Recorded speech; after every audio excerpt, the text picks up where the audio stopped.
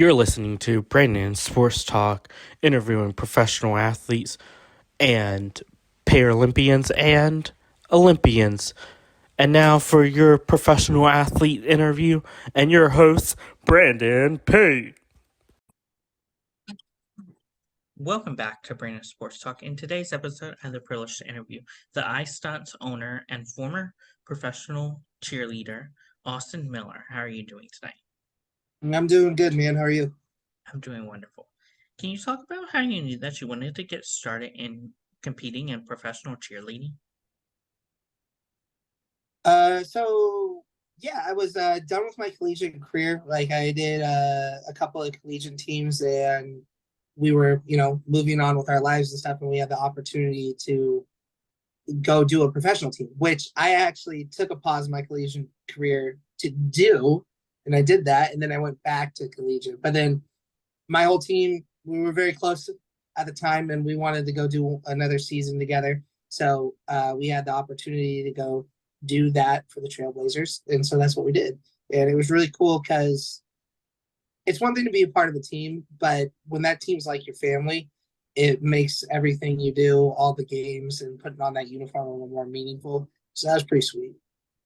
What was that experience like in getting to go to Oregon State and getting to cheer collegiately?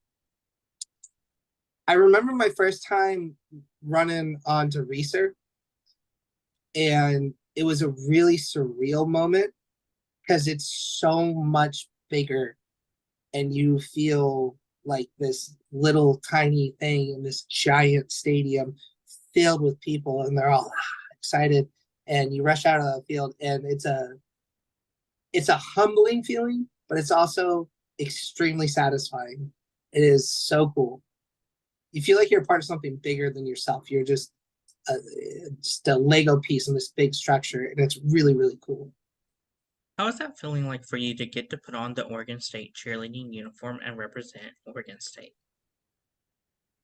You build a lot of pride in it, right?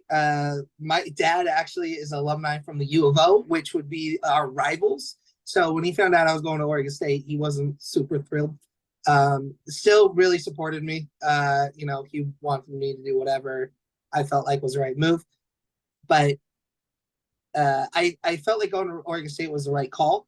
And what really made it amazing to put on the Oregon State uniform was all the work we were able to put in. And that team specifically, that first year, were workhorses. They were really talented, extremely dedicated people. And that was awesome to learn from and grow into and be a part of. So when you threw on that uniform, it meant something a little more than just, it wasn't for glamour or anything like that. It felt like it was earned. And that was the most rewarding part. What were some of your favorite memories and moments cheering for Oregon State? It was a UW game. It was pouring rain, right? So we're up in Seattle, and that stadium at the time was by far the biggest stadium I had been in. And I wouldn't think it could be packed out, especially when it's pouring rain. It was packed out. It was packed, and there's this little sliver of like orange people in the stands, but that stadium was electric. It was so loud. Every play was like this big event. And it's pouring rain, but no one can. I mean, we are drenched to the gills, but we are having the time of our life. That was really cool. Of course, what was that memories like competing against Oregon Ducks as a cheerleader? Uh, it's a weird thing because it is they're 45 minutes down the road, right down I-5, and you, especially for me, because I'm actually from that neck of the woods, right? And so I grew up going to those clinics and studying with those guys, so I like had a rapport with them. But it was always this very competitive, but very like friendly competitive nature. It's like, I know you're a beaver, I know you're a duck, and it's like trying to show each other up, which was kind of great because we gained a lot of skills because of that. Like we worked a little harder because of that. We're like, oh, I'm not gonna let so and so get me on this one. What's funny is you fast forward, then I was on the Blazers with a bunch of those guys, so now we're on the same team. So that was really funny. But yeah, no, it was good. It was there was tons of sportsmen, plenty of camaraderie, but for sure we were definitely competitive. Of course, what was that process like for you to go from collegiately to then cheering professionally for the Portland Trailblazers? Smooth. It was really smooth. It wasn't jarring at all. It was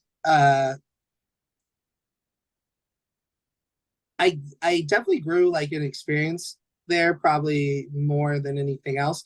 But at the same time, I was for my collegiate career and what I did, it was very easy. Like I was already seasoned. Like I have done this. I've walked this walk. It didn't feel like I didn't feel like a stranger or anything. I felt like I've already been here and done it, and I was very well prepared to do that. So, uh, not jarring at all, and so it was really easy just to kind of like soak it up and really enjoy the moments. And there was a lot of them.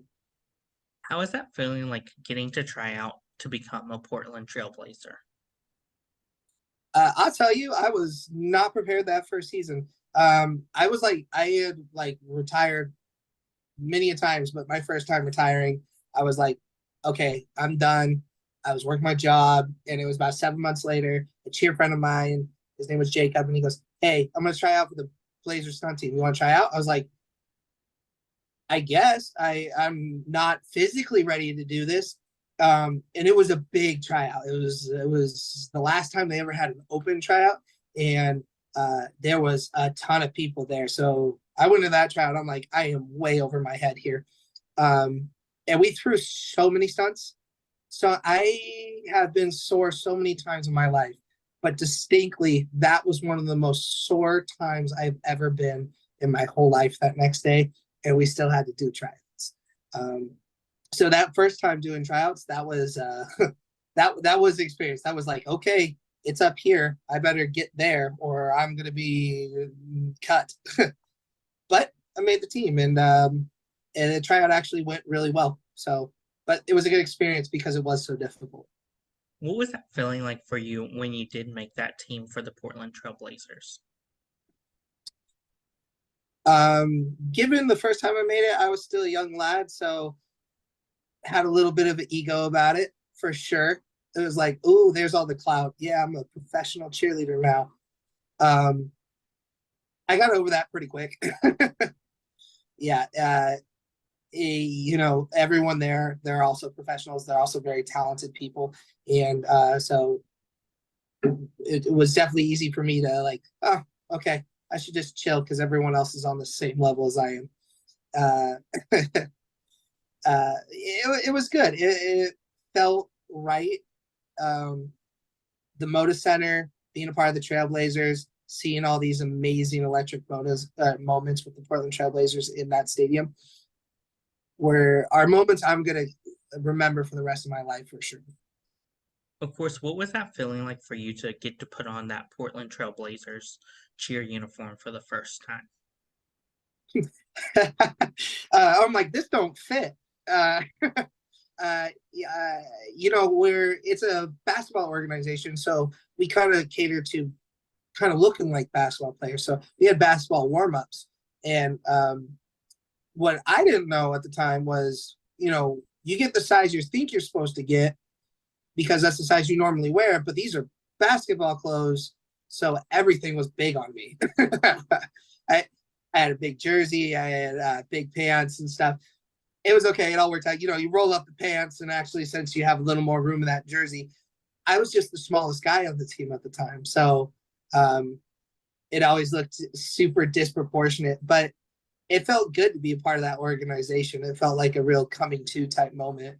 And so to put on the uniform, that was cool. It felt like putting on a superhero outfit.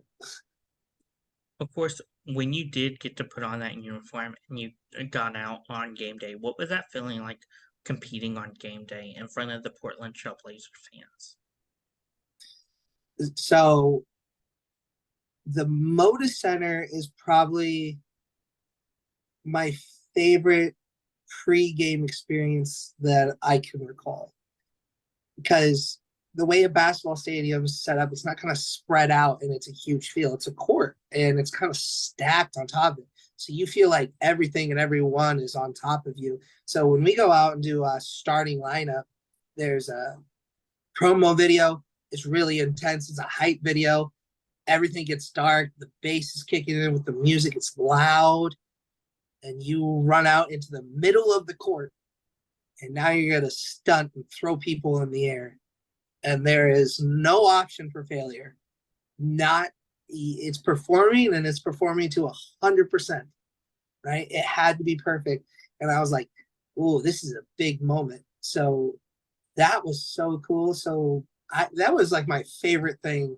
I have a lot of really fun moments from the Blazers, but going out for a starting lineup and just that energy you feel from the crowd and what's about to happen was awesome. Of course, what was that feeling like going out in the starting lineup and doing your stunts professionally versus your time as a Oregon Beaver? So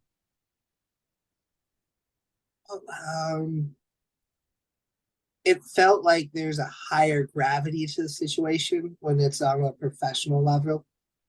Like you have to meet that standard of professional when you're going out on the court and you're going to go perform.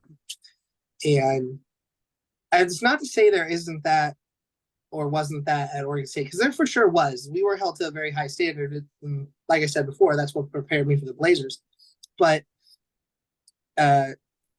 it's that feel of the location I'm at, right? That feel of that place for this one thing.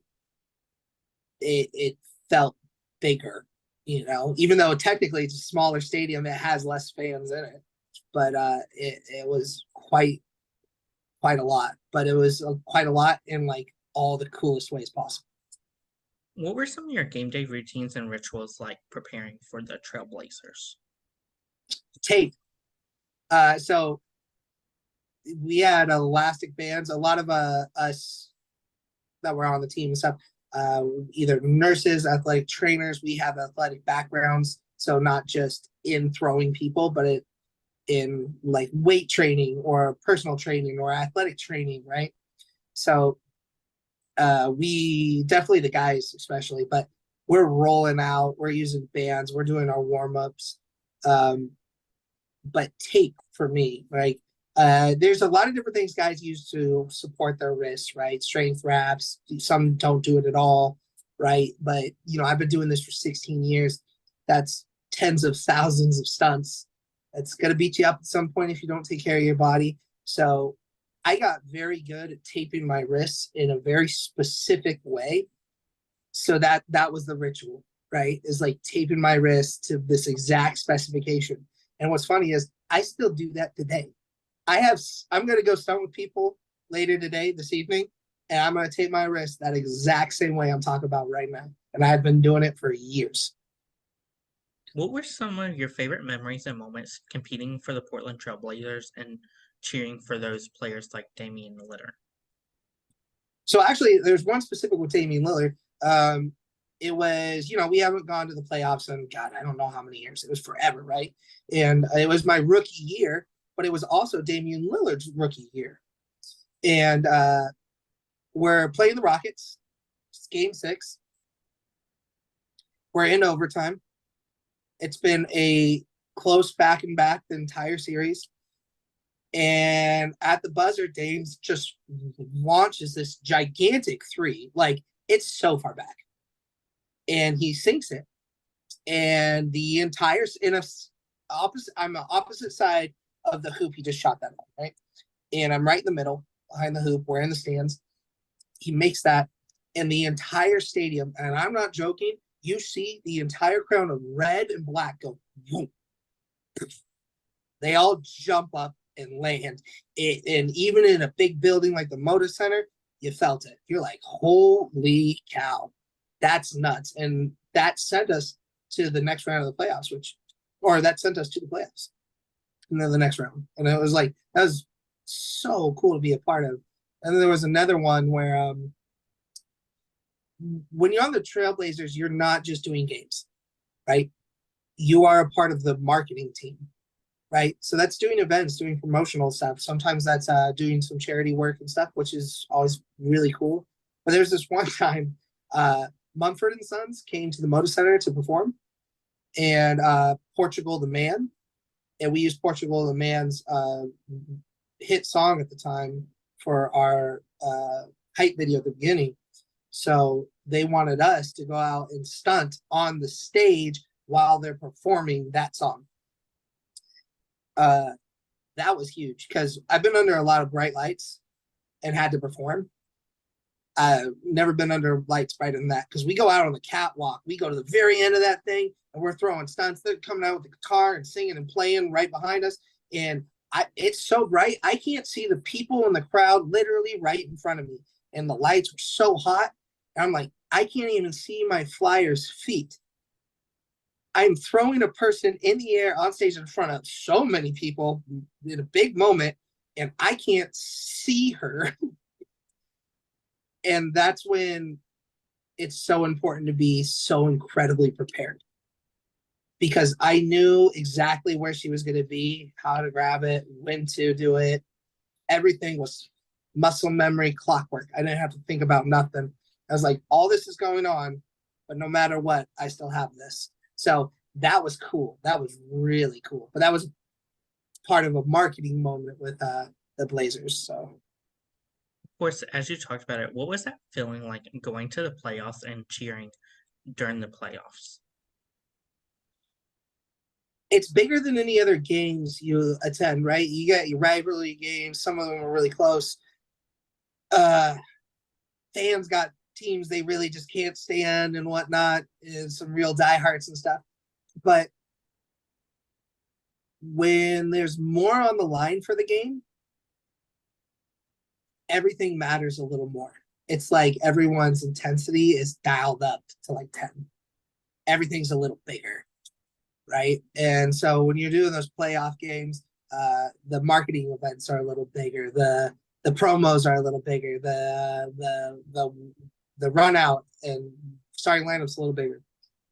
And so it's cool to be able to step up to that and be a part of that.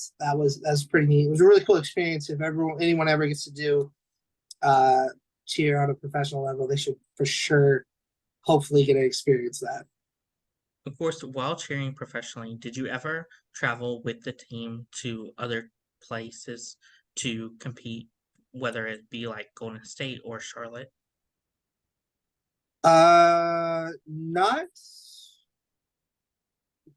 Not to go do games, but I actually did travel several times with the team to go do charity events and promotional events. There was this Rip City Relay, and we spent 4 days on the road with camera crews and different members of the team in all different cities throughout the Northwest, filming and promoting for commercials and this event that was going on. And then on multiple occasions, we went up to the YMCA up there in Washington. I'm trying to remember which city it was. Anyways, his neck of the woods, he does this fundraiser at the Y every 3-pointer. So it's like I actually gotta like be on the court next to Damian Lillard as he's shooting free throws or 3-pointers for charity. Every 3-pointer he makes $300 to this, right? So, and I'm just there and I'm just feeding him balls. I'm like, I can't believe this is actually happening right now. So to games, no, but to a lot of different events, yeah, definitely. Of course, what was that feeling like getting to meet your fans and having the young fans look up to you as a cheerleader? It's wild because you see some of the kids in like these little cheer uniforms, and like they're just little tater tot humans, you know. It's kind of the purest thing to see. Like now, I work with like all kinds of athletes now, right? But kids to me are always like the coolest because it's the purest sense of joy. Like they are there and they put all this effort in just because they love it. There's no nostalgia behind it. There's no clout. There's no drama. They just love what they're doing and they're excited about it. And so it's really cool to see kids in those moments because I know like not particularly when they see me, but like when they see some of the other girls that are flyers and cheerleaders and stuff, they're going to see them and they're going to think of them when they want to follow their aspirations and their dreams.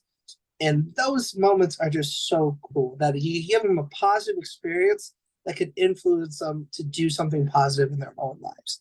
And you get to see that when they got that kind of joy in their eyes. So that's awesome. During your time as a professional cheerleader, did you ever have that mama I made it moment? I'm sorry, what? During your time as a professional cheerleader, did you ever have that mama I made it moment? I mean it moment. Not as a professional cheerleader, but as a professional coach, yeah. Of course, what was that mama I made it moment like for you as a professional coach? So it's I have a lot of gratitude. Like I'm very good at what I do. I know I am, but I prefer to be very humble. Like I don't ever make anything about me. I always make it about, okay, who asked me to be here? This is an opportunity that I'm very thankful for to get to work with this person. But what do I have to offer them to make them better? I think about this every day, right? Because that's just who I am. That's my value as a coach. And so I don't really consider me in a lot of these things that I do. And I put in so much effort so everyone else could win because I just assume if they win, I win. And that's been proven to be true. I've had quite a bit of success doing this. When we were on chatting with Mary, I was in Tennessee. That's because I take that approach. So when all these opportunities start popping up, and in my head, I'm like, do I deserve this? Like, why is this happening to me? And then my mom's like, well, that's because you put in all that work, honey. I was like, oh, yeah. It's like seeing the fruits of your labor. And that was the like aha moment because I was talking to my mom on the phone with it. I was like, oh, I did this. I did what I set out to. I am doing what I set out to do. And I didn't even realize I did it till after I was on the phone with my mom. So actually, yeah, I did have a mama aha moment. I made it. Of course, what was that transition like from going from being a professional athlete as a cheerleader for the Portland Trail Blazers to owning your own business, iStunt? Owning your own business is more work than you ever do, and if you're really committed about it, it will also be the most satisfying thing you ever do. I love coaching. It's what I'm meant to do. It is literally my purpose.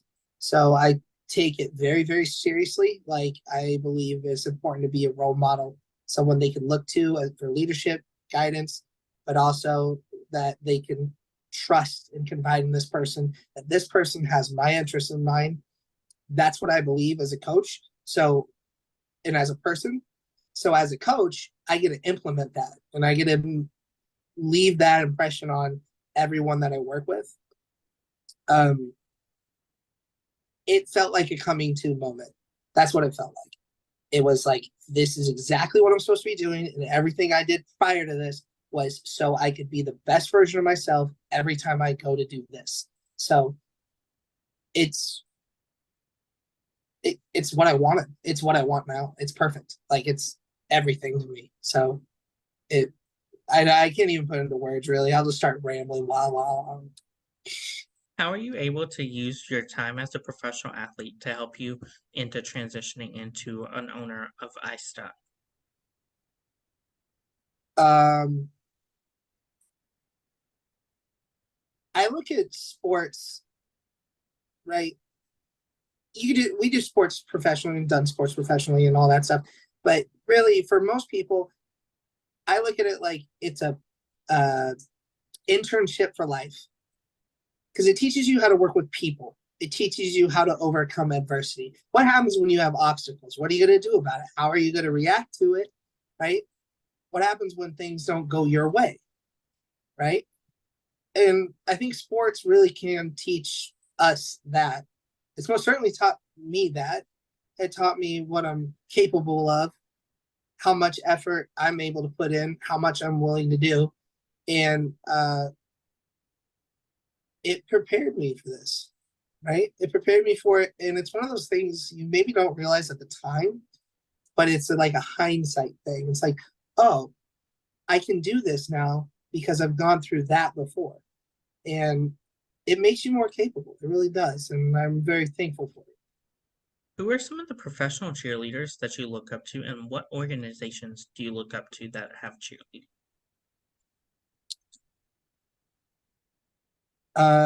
There's a couple of coaches in mind. There's one, she's the owner of United, and these people that I admire and appreciate are the ones that I know personally have the right intention, right? Their heart's in the right place. And it's not an ego thing or a possessive thing. They got a love and they got a passion. And a couple of them are actually just parents. Yeah, they're these parents that I've got to work with that are just these tremendous people that got a big heart and they get what I try and do. But there are a couple of other professional teams like the Portland Trailblazers, obviously. The Utah Jazz has got a really cool program. Over there at King University, like that's a really cool group of kids. Mary's got her heart in the right place. So I'm excited to see those people achieve more and really go for their aspirations. So, Of course, with your business, iStunt, what was that experience like getting to go to King's University and getting to help Coach Mary? well, it was one of those things. It's like, okay, well, I know how I do things. I know how I am, but I've never been to the South. I'm like, how is this? Boy, how am I going to be received? Right? Because I do consider myself to be a little unique. Um, and so it was a little like, how is this gonna approach gonna be? Because I'm there no matter what, and I'm there for then like 8 days. This has got to work. But I get in there, start with square one from the team. I'm like, I don't know these kids at all. I just met Mary. All these kids are looking at me. I'm like, oh, okay, all right. Well, let's see what you got. Let's go here. And then I see these skills, techniques, forms, these things. I'm a technician. That's what I do. And so we just start breaking it down. And then I just go straight into my mode, my rhythm right away. And it works. It catches on. And it's just like they really vibed off. And I was like, that was crazy for me because, like, they had a wonderful experience. They learned a lot. I was very thankful for it. I got to know them really well. They were good kids. And it showed me that my approach, my techniques, my methods for coaching, I don't want to call it universal, but it seems to work everywhere I go, right? I think that only happens. It's not because like I'm the best, the strongest, the smartest, I got the most skills or anything like that. I think it's because it's genuine. Like it all comes from a good place. I really just want to help you win. I want to help you succeed. I want to make you a better person, a better athlete. And I believe I know how to do that. So everywhere I seem to go, this reciprocation of appreciation seems to be the thing. And I'm like, okay, it makes me feel like I'm doing something right, that I'm on the right track. So for me, that was a really rewarding experience going there to Tennessee. And I wish them the best. Of course, besides going to King's University, what other schools and what other programs have you been able to help with your iStunts program?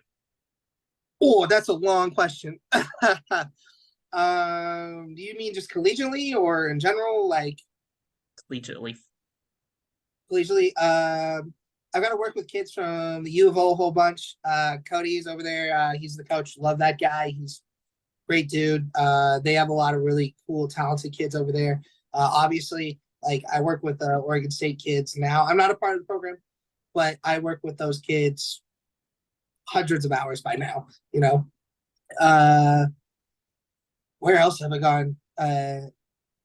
Kings, I've gone down to Jacksonville, got to work with some of those kids. It's been really great. Tons of all-star programs and tons of high school programs. So most of the schools on collegiate level, they've been here in Oregon. Like I'm going to go work with Western Oregon here soon.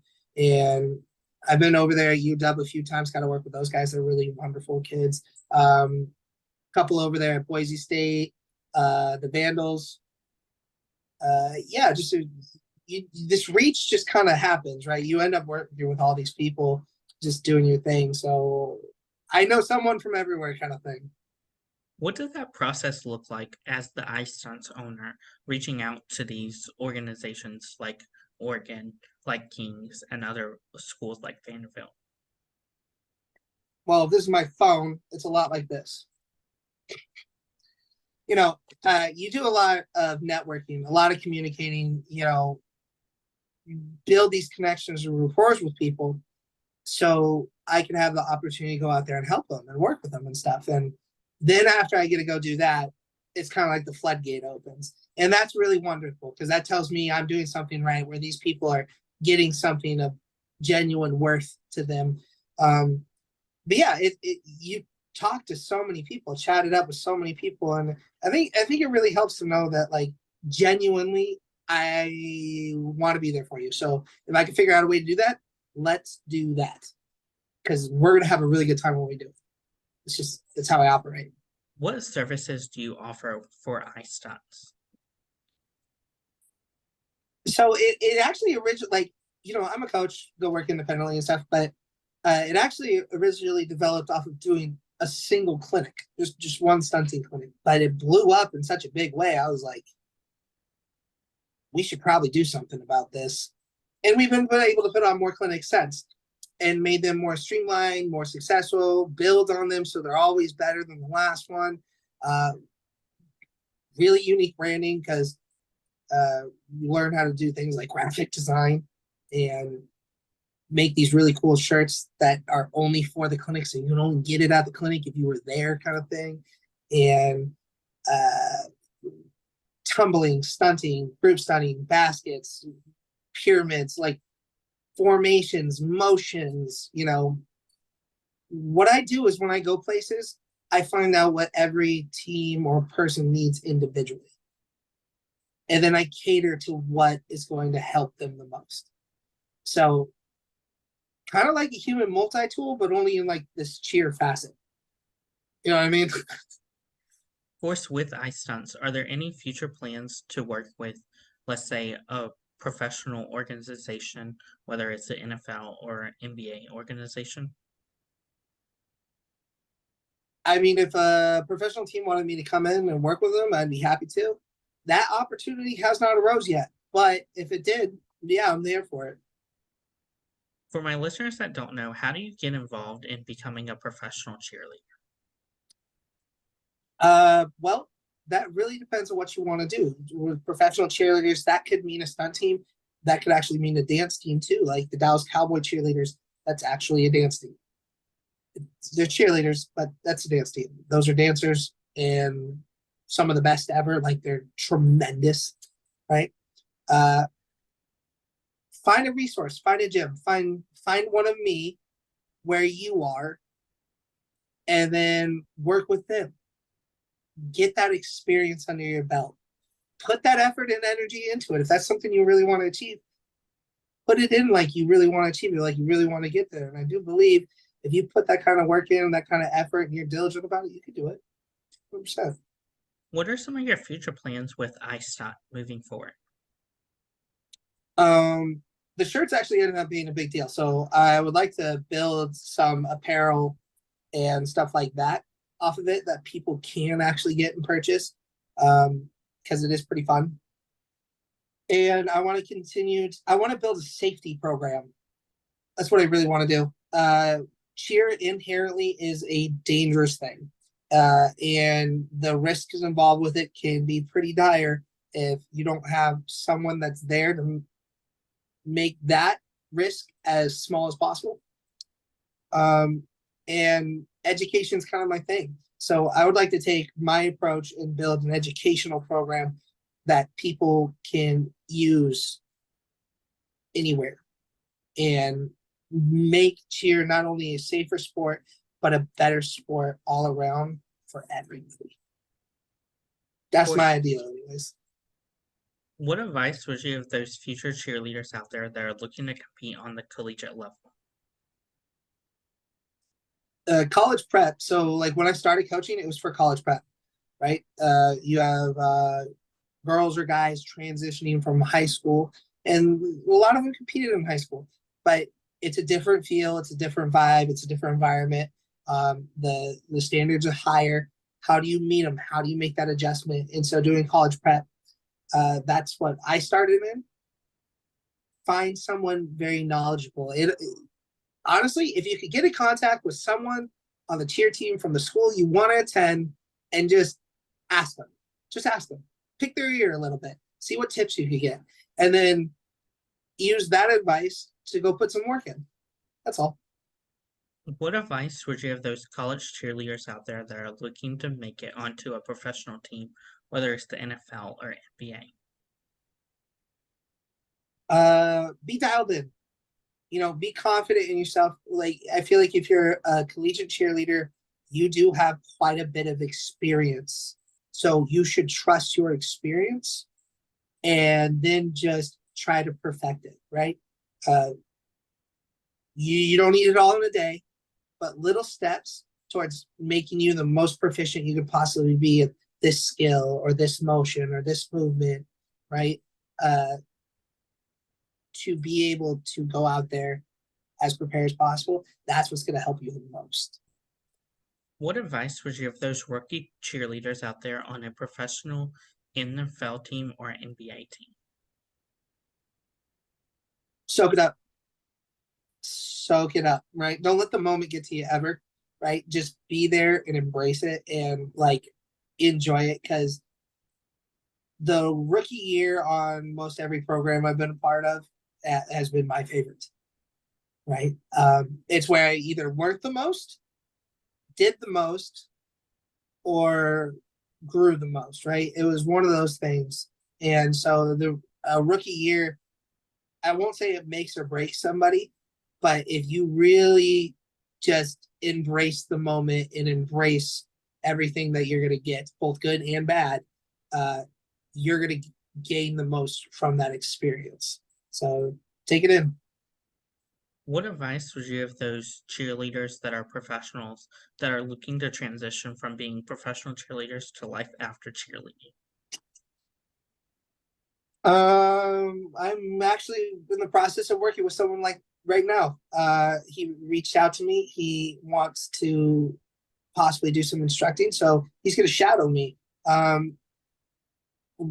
Learn from as many coaches as possible, not just one, right? Everyone's unique in that they have their own style, but there's something to learn from everyone.